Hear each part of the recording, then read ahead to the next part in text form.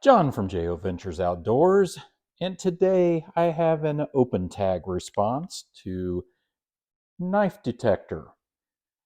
He did a video the other day, I'll link it down below, sending out an open tag video, show us your ugly knives.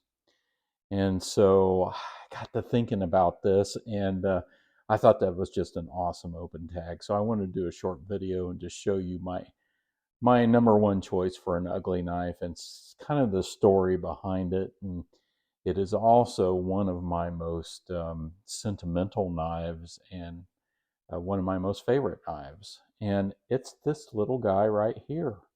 It's a little Imperial jackknife. And Imperial had a series called, and I have to look at this off camera just a little bit to make sure. It's hard to see. Um, the Ting stamp and everything, but there it is. I think you can see that Ting stamp possibly, and just barely here on this other side. But it's a little Imperial Jackmaster, and look at this thing. I mean, it's missing a scale on this side.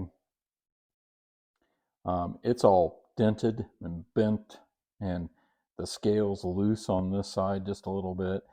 It's been sharpened to death.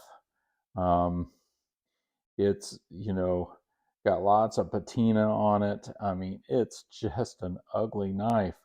Um, and the story behind this is I'm not exactly sure where it came from, but I know where I recently found it. And it was in a toolbox that was at my mom's house where I grew up, the house where I grew up. And after she passed away, we cleaned out her barn, her little mini barn. And this was in a childhood toolbox, which I still have the toolbox too. And it was inside it with a bunch of other junk, which most of it I threw away.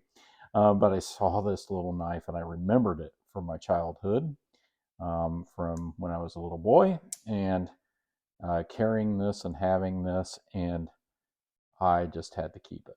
And I cleaned it up the best I could, and I sharpened it just a little bit. And this has got, must have carbon steel blades, and it is extremely sharp. But boy, is it ugly. I mean, it just looks beat up, but I love this little knife. And I went digging around on the internet and I found this ad for the Jackmasters. This is for a jumbo Jackmaster, which I don't think that's what this is. I'm pretty sure it isn't.